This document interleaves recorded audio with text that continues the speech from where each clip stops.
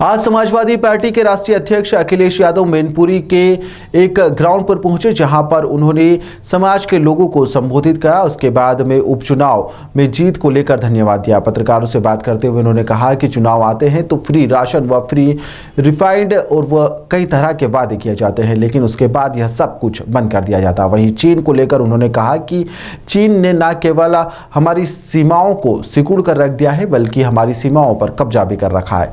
इसके साथ ही कई मुद्दों पर उन्होंने अपनी राय रखी है। क्या कुछ कहा उन्होंने, चलिए आपको सुनाते हैं। तो बता दो हमें भाई, भूल जाओ किसी और के विकास का। नहीं, हमारा आपका जनता का भूल जाओ। हमारे पत्रकार साथियों, आपका क्या विकास का बताओ।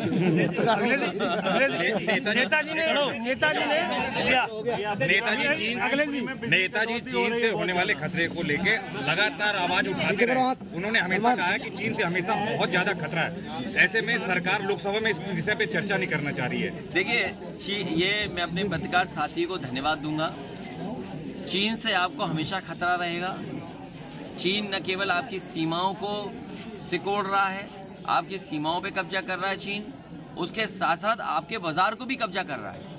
अगर आपके ऊपर दो तरह के खतरे हैं, एक तो आपका सीमा पर खतरा है चीन से, दूसरा आपका बाजार कब्जा कर ले रहा है, तो आप पे रास्ता क्या है।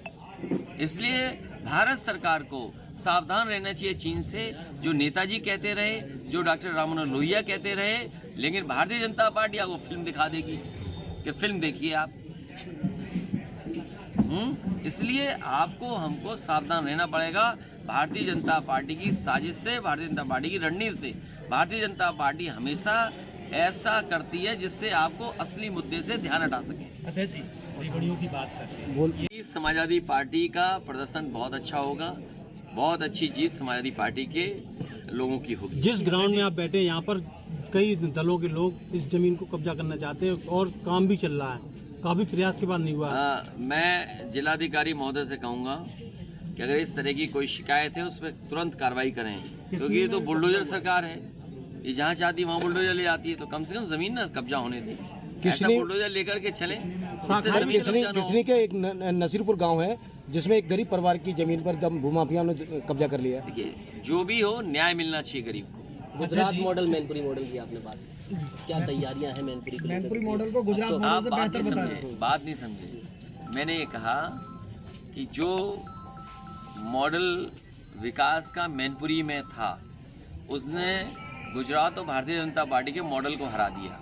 और वो इसलिए मैंने कहा, नेताजी ने, समाजवादी पार्टी ने यहाँ सैनिक स्कूल दिया, नेताजी ने, समाजवादी पार्टी ने यहाँ आपके इंजीनियरिंग कॉलेज दिया, सड़कें 4 लेन दी, बिजली के बड़े बड़े इंतज़ाम किए, फीडर सेपरेशन किया, अस्पताल का इंतज़ाम किया, एम्बुलेंस दी, 100 नंबर गाड़ी दी पुलिस को, पार्क बनाए। और आपका क्योंकि मैनपुरी का हिस्सा सैफई भी पड़ता है, जो मेडिकल कॉलेज है, पैरामेडिकल है, वहाँ उसका बजट खा गए ये लोग। एक्वाटिक सेंटर जो बना है, वर्ल्ड क्लास एक्वाटिक सेंटर बना है, उसका 5 साल में बजट खा गए। क्रिकेट स्टेडियम का बजट खा गए। तो कोई क्षेत्र नहीं बचा जिसका इन्होंने बजट न रोक दिया हो। सैफई में टूरिज्म डिपार्टमेंट का था, वो बजट रोक दिया। लायंस को अभी तक फ्री घूमना चाहिए था। लायंस सफारी टावर में बनी हुई है, मान लीजिए, तो फ्री घूमने चाहिए थे लायंस, लेकिन लायंस को अभी तक फ्री नहीं कर पाए लोग। तो आगरा सरकार कर क्या रही है 6 साल में? और फिर अगर दिल्ली का भी टाइम हम जोड़ दें तो 14 साल हो गए सरकार को। लेकिन ये बीजेपी सरकार, भाई ये फ्री कहाँ धर्मांतरण हो रहा है? हमने तो किसी सड़क पे नहीं देखा, ना किसी कॉलेज में देखा। आप इतने पत्रकार भाइयों, बताओ कहीं देखा हो तो बता दो। ये केवल जनता को डराने के लिए भारतीय जनता पार्टी समय समय पर मुद्दा उठाती है। अध्यक्ष जी, लोकल बॉडी चुनाव की आपने बात की, लेकिन क्या भाजपा घबराई हुई है जो चुनाव जो हुए थे, इसकी वजह से ये चुनाव टालना चाह रहे? ओबीसी आरक्षण का, मैं अभी मैनपुरी आया हूँ। बीजेपी घबराई हुई है इसलिए है कि इसने कोई समस्या का समाधान नहीं किया। मैं सैफई से चला हूँ, मैनपुरी पहुँचा हूँ, पूरे डिवाइडर पर सांड बाबा दिखाई दे रहे हैं। क्या इन्होंने नई जिम्मेदारी ली थी? और जिस देश का प्रधानमंत्री कहता हो कि जानवर की बड़ी समस्या हो, जानवर की समस्या का समाधान हो, बताओ प्रधानमंत्री के कहने के बाद भी सड़कों से सांड नहीं हट पा रहे, तो सरकार फेल है कि नहीं फेल है?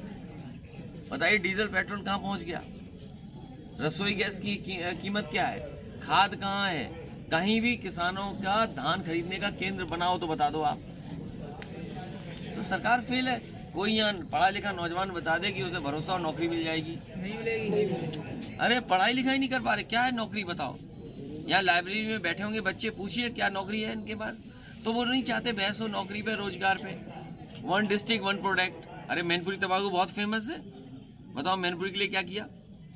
आप पत्रकार साथी हो, मुख्यमंत्री कहते हैं 1 डिस्ट्रिक्ट 1 प्रोडक्ट, अगर आपने सवाल भी पूछ लिया उनसे तो जेल भेज दिए जाओगे। आप क्या मंत्री हैं? आप पूछिए 1 डिस्ट्रिक्ट 1 प्रोडक्ट में क्या बजट आया मैनपुरी का। अध्यक्ष जी 81 किसी को दिया है उन्होंने, किसको? नहीं दिया। अरे भाई हम वो नहीं कह रहे किसमें दिया, लेकिन बजट क्या दिया। कोई भी प्रोडक्ट हो सकता है उसमें।